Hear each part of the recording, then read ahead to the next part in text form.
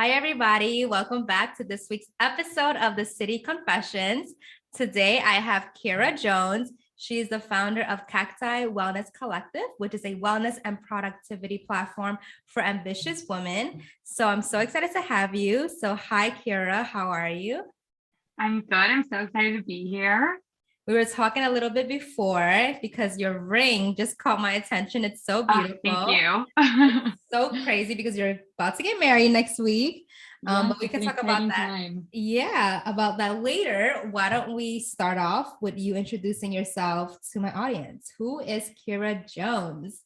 What a question. Well, I am Kira. I am 26. I live in Soho. So I actually moved to New York a year ago from LA, and I grew up in the Midwest. So I kind of have been all over the US. I have my Midwestern roots, but I love city life. So I've been in Chicago, LA, and now New York. And New York has been by far my favorite place that I've lived. I'm sure everyone does that, or lots of people do, but it really is for me, like, it feels like home, and it feels the most exciting and energetic, and it really like allows me to express myself and be myself and meet awesome people. So yeah, I mean, that's a little bit about where I live. And then in terms of, who I am a fiance, a sibling, I have an awesome family. I love my family, and I'm really, really passionate about just feeling my best and trying to live my best life. And so for me, the most important kind of pillars of my life are my wellness and my work.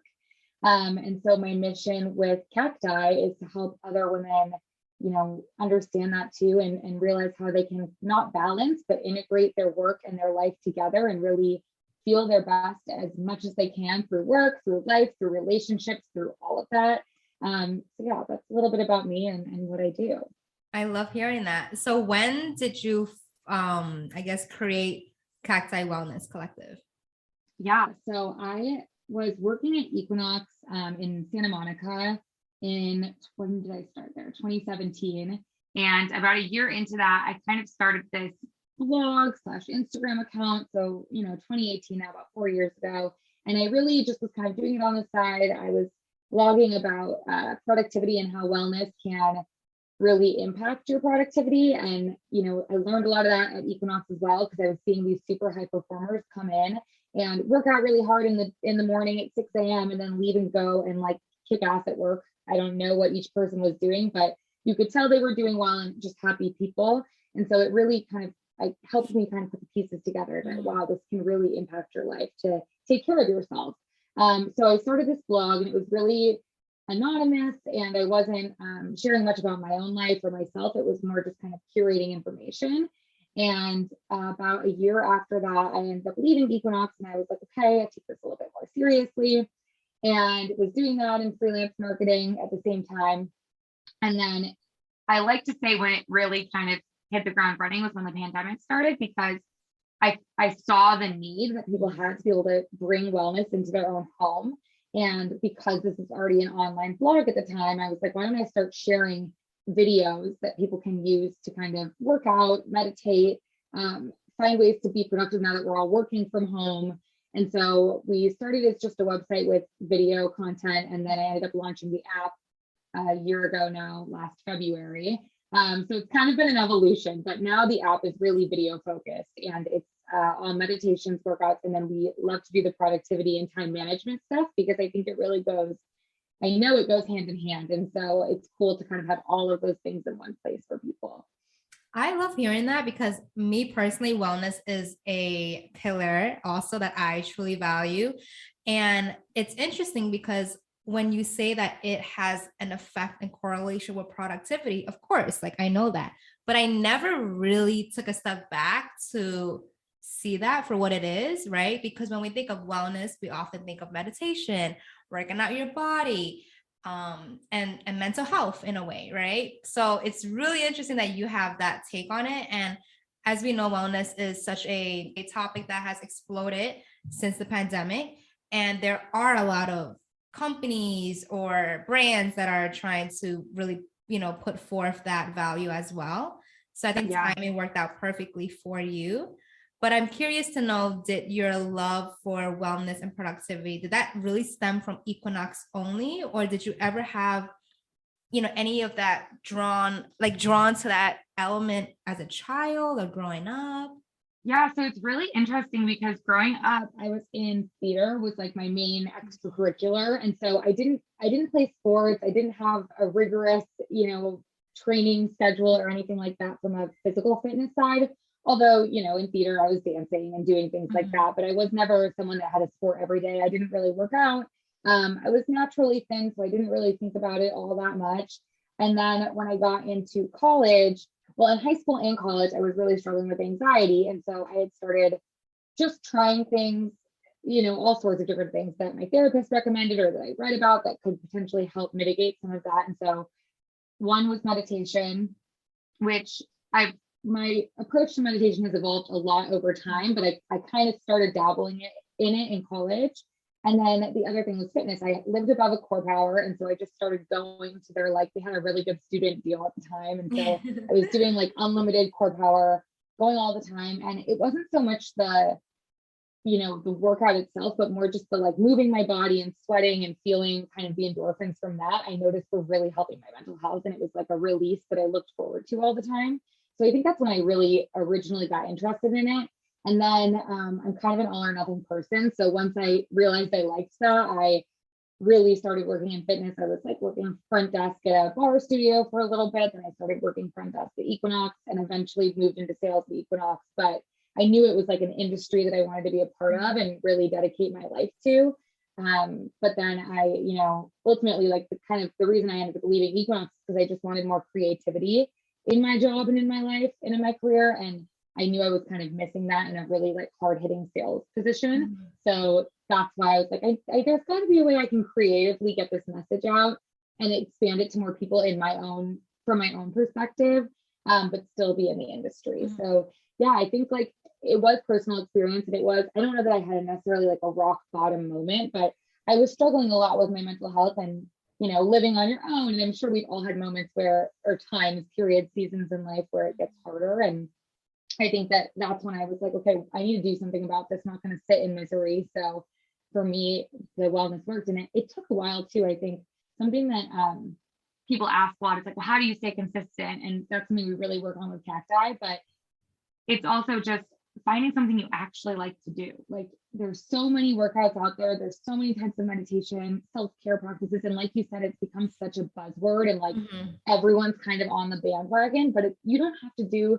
exactly what anyone else is doing. It's about finding what actually makes you feel good, in my Yep. I'm like nodding my head because I just relate to you opinion. so much. Like I guess discovered my love for movement when I was like young, like college, even like 14, 15, and then Yeah. like to the gym, I guess, like obviously in college. But when you grow older, you learn to listen to your body, and the type of workouts that were serving me or was bringing me joy when I was like 21 is definitely not what is serving me right now.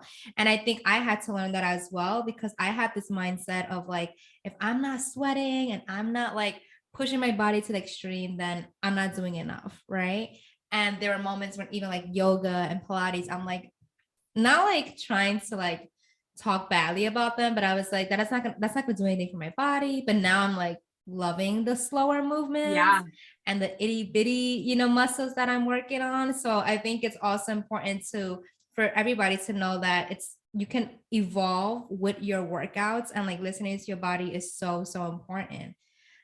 So do you do this full time as your job right now? Yeah, this is full time now. We're building out a little team. So I have a team of 5 part-time employees who are incredible. And we couldn't be growing the way that we are without them because it's a lot of like content help. We kind of have the different sides of the business, like content, and then we Mhm. also are trying to actually build out um, some more long-term programs and things Mhm. like that. But when it comes to my role in the business, I kind of oversee everything. And I was just doing it completely by myself for about a year, and just more recently have started to bring some Mhm. help on, which has been a really great change. But yeah, I mean, and I totally agree with what you were saying about the slower movement. Like we have Yeah. a kind of variety on Cacti, but what I'm really focused on is 20 minutes or less, because it's all about like actually doing the workout. And I used to love doing like HIIT classes and Soul Mhm. Cycle all the time. And they're still fun from time to time, but it's not sustainable for me. It's not something I can do every day. So then I'm working out once a week where I could be doing something small every single day, you know? So yeah, I think it's hard, and it's different for every person. For some people that might work really well, and I think you should do whatever you want. But if you're feeling like the workout is like something you dread or is stressful, it's not the right thing, you know? Exactly. You shouldn't be hating it. But there's Exactly. also that I guess the line between also pushing yourself, right? Because there Yeah. are moments when you were saying, I mean, going back to productivity, sometimes it's all mindset as well, and like creating habits. So I would love to know, like, for I guess the main lesson you've learned throughout your journey. Let's talk about productivity. Like, what are your quick tips for people who they want to be that girl, right? Or guy or whoever. They want to be that person who wakes up early and kills it, but like they are not there yet. Like, what are these baby steps that people can take? Yeah, I love this topic. I think that productivity is people either like kind of roll their eyes at it or love it. And I think it's really just about, you know, it doesn't mean necessarily productivity with work in my mind. It's just productivity in life, like feeling like you're pushing yourself forward, you're doing something good. And we all know how it feels when you have a little bit of momentum and then things start to add up and you're just like in a groove. And so I think the more we can find that feeling, the better. And that goes for working out, goes for work, goes for, you know, relationships in your life, all of that. But I would say the first thing that is really important to do is kind of what you were just getting at, where, you know, there was so much over COVID, and I'm not saying this was wrong, but we really leaned into like self-care. You know, it's okay to take the time off. It's okay to lay in bed all day if that's what feels right for you. And I think, yes, like rest is good, obviously, and taking breaks is good, but that mentality also gives you permission, so to speak, to kind of be lazy or do less than you could be doing. And so I think with my first tip with productivity is getting real with yourself, really listening to like, do I just not want to, but I know I'll feel better if I do, or do I actually need a break? And if you really need a break, like, of course, take one. But if it's kind of like, it's early and it's going to be a long day, and I don't really know if I want to get up early, even though I wanted an early morning routine, like sometimes just taking the first step can really jumpstart your whole day. And so I think the first mindset thing is like, get rid of the words lazy, get rid of the words like, you know, hustle, and instead kind of find like what really works for you and really getting into with yourself. And it just takes practice. You've got to kind of ask yourself that question, but being more intentional about whether or not you're doing that workout and why you are or are not. And same with things like getting up early, etc. So that's like one, is more from a mindset perspective. But then I think the biggest thing is habits and consistency. And there's so many different tactics for those, but the first thing is like really getting clear on what you want to achieve and not trying to take on too many things at once if you're trying to make a change. Because when you see things on social media and it seems so aspirational and you're like, oh, I want to be just like that person, or I wish I had my shit together, even though like you said to me before we started recording this, like no one really does. It's so easy to see that and want that, but I think understanding that all took time for every single person, and so it's not going to happen overnight. And so finding that the little things you can change in your habits and doing them slowly is a great way to start. And habits scientifically take 66 days to kind of set in. So knowing that like you need to stick to something for over 2 months before it's really going to roll over into something that just becomes second nature to you. So it's not an easy answer because no one wants to hear they have to be patient, but I think that that's like the truth of it. So the more bite-sized it is, the easier it will be for you to be consistent.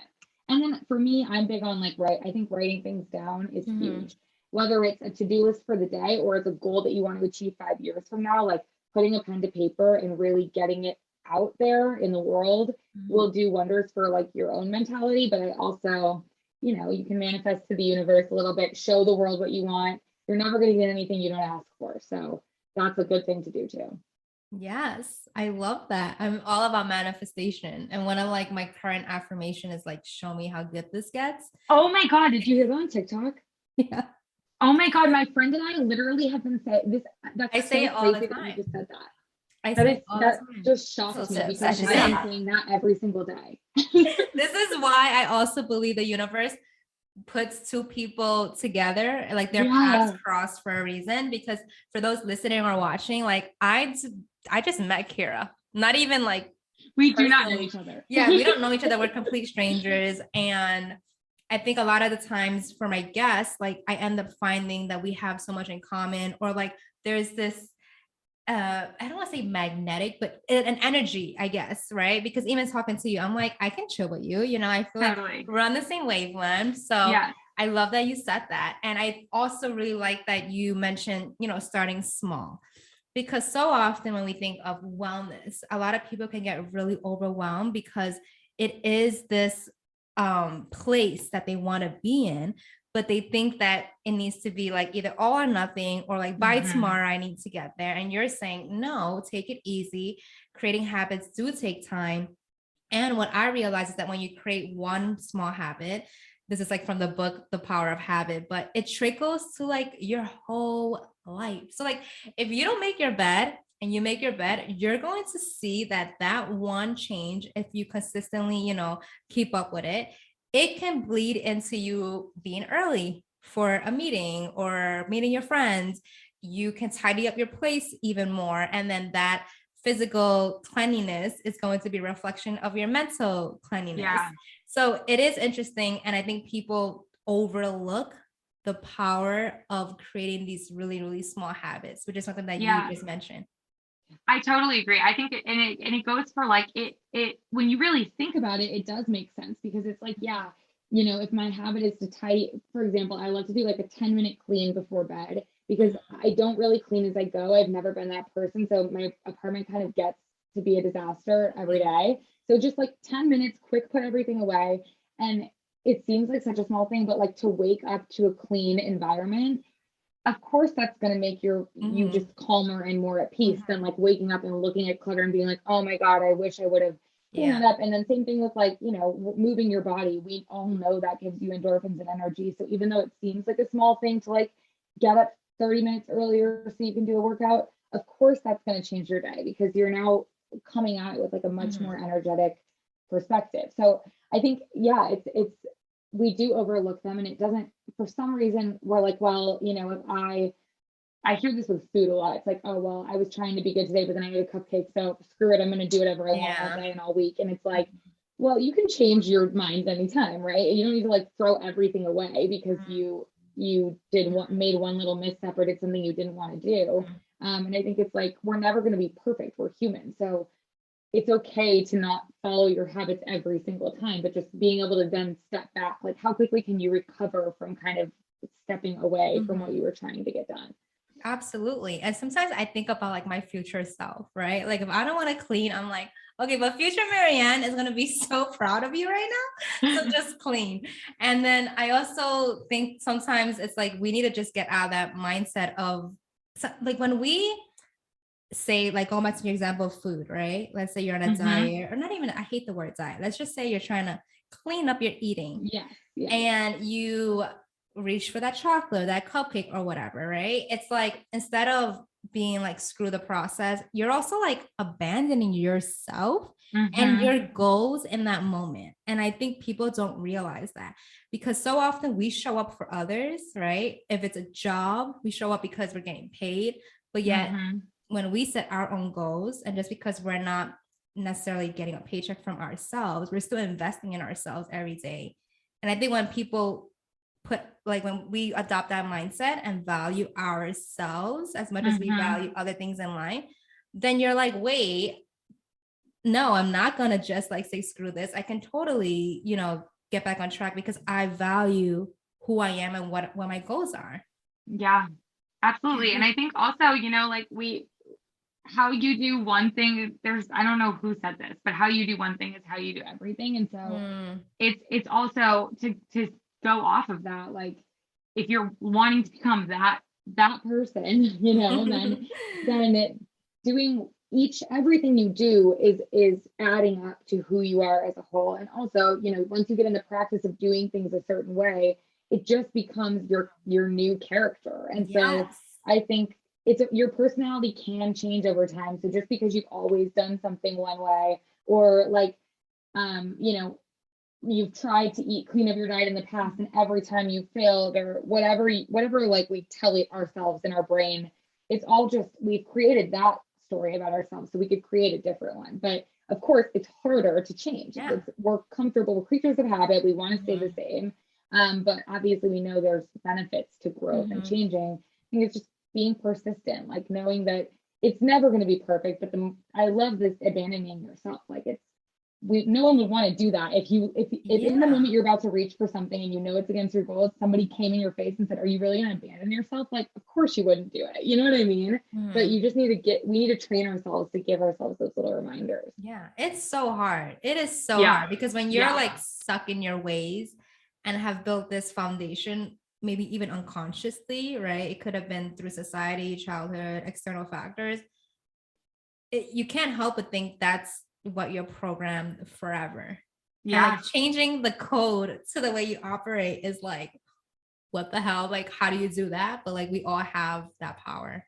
So. Well, and it's also different. It's like, we don't see a lot of people doing that. I mean, it's probably like 1%, probably like 0.1% of the population actually gets out of cycles that they've been in their whole life. And not that it's bad not to, but if you have goals, then you have to, move different if you want different. And I think it's part of what makes it so hard is it's not the way that our society works. We're not seeing other people do that all the time. So it takes a lot of self-motivation and listening to conversations and having conversations like this, because I listen to podcasts all the time that help me kind of get in the zone of like the type of person I want to be and the ways that I want to think. I think flooding yourself with that kind of information is really helpful.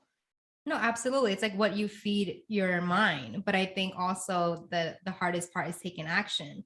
You can read all the self-help books you want and read all these motivational podcasts. And there's so many times when I will listen to a podcast or watch a YouTube and I'm so fired up, right? But then it's like, okay, what happens after? Because like if you're not doing anything the next day or you're not taking away any key, elements or lessons and actually implementing them, then like it just goes in one ear, not the other. So it's hard. It's super hard. When we talk about it, I'm trying to offer like encouragement to like listeners, and because I don't want us to sound like, oh my God, you just got to do that. Like, and we're always doing it perfectly. Like, of course not. Yeah. It's hard. You just got to put in the work. And maybe like, how do you feel about like, how badly do you want it? Like, do you think, I like that. I mean, I think that all goes back to having a strong goal. I think that is really powerful as long as you know what you want. But I think sometimes we forget, we kind of realize we're feeling like shitty about something. I hope I can swear on this. Yeah. We realize we're like feeling shitty or not right about something that we're doing. But we haven't really realized why, like maybe, for example, like I'm a morning person, but I definitely feel a big difference if I get up at 6 versus 7, because I have so much more time to like do the things I want to do.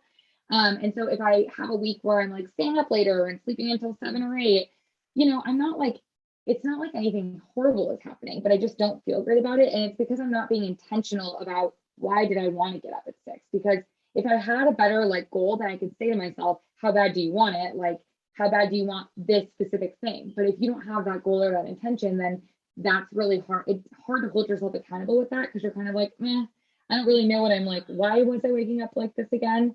And like, especially when you just wake up and have one eye open, it's like hard to reason with yourself. It's obviously more comfortable to like roll back over and go back to sleep. So I think having the goals in advance, and that's something everyone could do right now, is like write down what are the top 5 things that you want to be, like who do you want to be and what do you want to change as a person, and then just reminding yourself of those things. And like sitting with it and like visualizing it. So I feel like visualizing is so important. Yes, and knowing why. Like I think also knowing why it's important. Deeper. And maybe then you realize it's not. Like maybe you saw something, someone else do something, and you're like, I want to get up at 5 a.m. every morning. And it's like, well, why? And it's like, I don't really know. It doesn't really matter, Yeah. Tell me about your morning routine. I'm curious. Okay, so I've actually been on a good kick lately, but I will say like there are, seasons where it's harder, like dead of winter. I was having more trouble with this than I am now, but it's light out early, so things have been good. I set my alarm for 5:45 and then out of bed by 6. Sometimes I kind of like lay there for a little bit before I officially get up. And then I make coffee right away, try to drink water before the coffee, but to be honest, that doesn't always happen. And then I'll do a meditation, usually from the app. We have a variety of different meditations on the app. Some are breath work, some are visualization. So I usually do one of those. And then that usually is like 5 to 15 minutes. I lay all my gym clothes out the day before. So then that's just like what I put on right away. Again, like when you're saying thinking of your future self, it's like, yeah, I'm always so thankful that I did that. I don't have to like dig around for stuff. And then I usually try to get straight to the gym after I do my meditation. Oh, and I really try not to look at my phone until I'm done with at least the meditation. Ideally, like till I'm at the gym, but a lot of times I just make myself wait till the meditation's over first.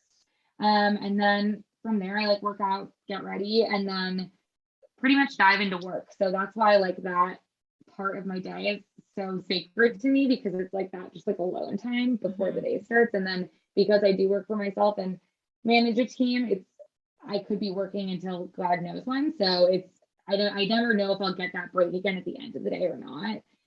So it's nice to have it just done in the morning. So what time do you go to bed? I've been going to bed early lately, like in bed by 9:30, sleep by 10:30.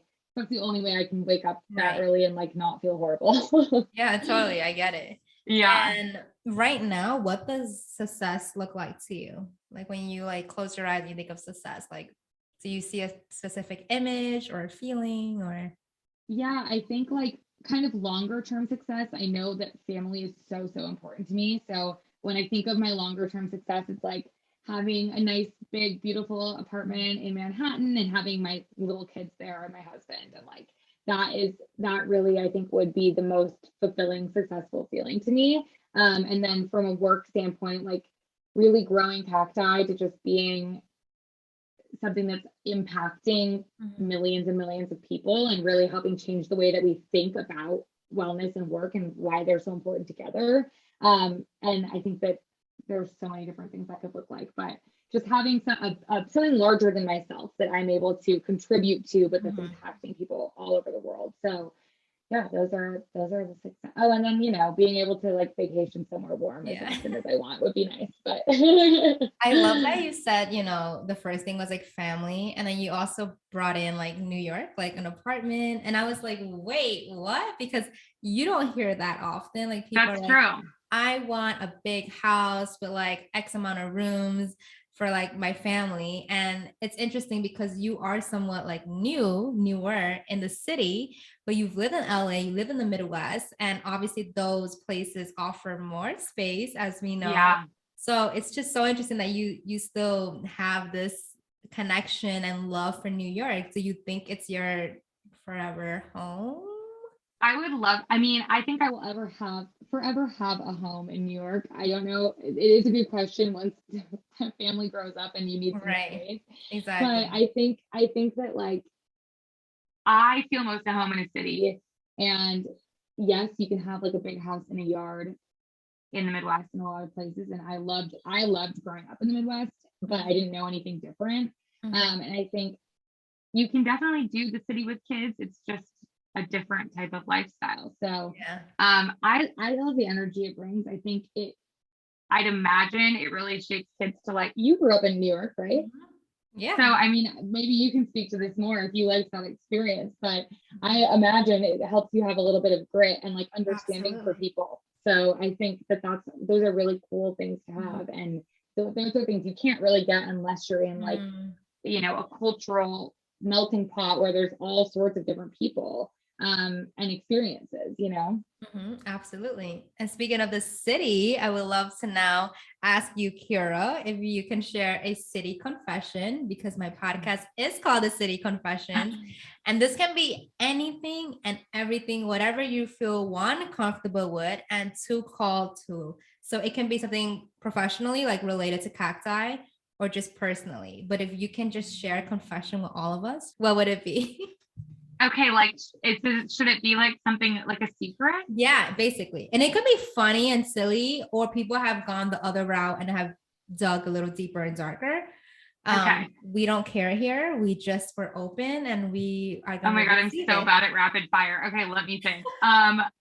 I should have known that this was going to be something I needed to do That's the considering the only question I title. didn't probe you for because I'm like, no, I needed to be on the spot. Okay, a city confession. Okay, well, I guess I'll give like a city unpopular opinion. Okay, go Okay, first. so I moved here in February of 2021. So Mhm. like mid-pandemic. And it was actually the weekend that indoor dining was opening to Mm. 25%. So just to give an idea of like when in time this was. And so Soho was like super quiet and not Yeah. busy because it just was kind of like ghost town. I think a lot of people had moved out of the city or were Mhm. spending time elsewhere. And yeah, I liked that a lot better than I like it now with all the people around. So I guess that would be my city confession. I like lived my glory days in quiet Soho for about six I months. know. No, I agree with you. And it was weird. It was really weird because, I grew up here Yeah, and there were moments when, even though I love the city, like I don't really like the people. And when I say people, I right. don't mean the people living in New York. I just mean people, Yeah, crowds. proud. And, I'm such a brunch girl. So like when I go on the weekends, I'm like, oh, we don't have to wait. Like, whoa, Yeah. that was so rare. And now it's back to like the 2 to 3 hours. But I remember being like, I'm gonna enjoy this because we're probably, and I don't know if it's hopefully, but we're probably not gonna get back to that phase of being so, Yes, quiet isolated and and stuck isolated. inside. So Yeah. I yeah, know. And it's also funny because it's like I didn't know any, I mean, I'd been to New York before, but I right. didn't know like from a living perspective any Yeah, it different. was So I was kind of like, weird. this is kind of great. I didn't realize how weird it was. And No, it then was all so of a sudden I was like, okay, now it's you see the chaotic. the difference. Yeah, yeah. And I know you mentioned you don't like fire round questions, but to wrap it, I'm game though. I'm game. Yeah. okay, to wrap it up, I do have a fire round New York City edition. I ask Okay. 5 quick questions, the first word or thought that comes to your mind, and you just answer it on the spot. Okay. It's pretty easy, don't worry. Okay, Yeah. so if you can describe New York City in one word, what would it be? Energetic. Favorite thing about New York? Mm, ah, the like that everywhere you go, you can get a different perspective Hmm. and experience. The least favorite thing. The trash all over the place. In Chicago, there's something called alleys, and the trash goes in the alleys. In New York, it's just all over the place. um, what's your favorite go-to spot or restaurant, cafe? My fiance and I love going to Lure Fish Bar in Yes, Soho. yeah, It's it's like the super little boat cute. style Yeah, restaurant, yeah, I so love cute, and it the too. food's amazing. Yeah, And if you could thank New York City for one thing, what would it be? perspective. I love Yeah, it. All yeah. I think right, that's like something so. Oh, and the other thing I would thank New York for. See, this is why I suck at prior round just go for questions. it. Things come to me. Perspective is like the deep answer. But I'd also like to thank them for the West Side Highway path because we didn't know that was going to be like I didn't realize it was all built out like that when we Right. moved here. And it's so nice to like have the piers and the outdoor space and you feel like you get a little nature. Yeah. So I'll thank No, New I York love for that hearing too. that because I probably take it for granted. I'm like, Yeah. what? Yeah, All you're right. like you like the I'm like, river walk. what? Yeah. Okay, well, it was so lovely chatting with you. And now You it is your too. chance to plug away. So if you have any upcoming programs, projects that you would like to share, feel free to do so. Okay, so you can find me on Instagram. It's like the easiest place to go first, and it's at Cacti Wellness. That is where I share the most. There's links there to everything, so you can kind of get a feel for the app and all of that as well. You can download us in the App Store, Cacti Wellness Collective, and I'll actually give you also a code, Marianne, if you want to share Okay, it, yeah. that you could give everybody like a free month to start out if they Yeah, that'd want be to fun. get on Yeah. the app, and obviously I'll get you on there too. Yeah. And yeah, that's where you can find me in terms of what's coming up. We add new videos every week, so there's always kind of something new. But I think things that I'm looking forward to in the near future are doing some more like in real life events. So for everyone that's listening and it's in New York, follow along on Instagram, and I'll be sharing when things are happening. That's so exciting. And my final question, because I'm always lying and saying, oh, what is the end? I want to bring it back to you, Kira. So, what is the one thing you love most about yourself? Oh, I love that. I think my curiosity. yeah, has like led me to a lot of cool experiences and things. But if I wasn't so curious about how things were other places and different career paths, then I wouldn't have experienced as much as I have. Yeah, curiosity is a beautiful thing. So I'm going to leave it off as that. For those watching and listening, thank you so much. I hope you all enjoy this episode. I'll have all of Kira's information in the show notes, so be sure to check that out and stay tuned for next week's episode. All right, bye.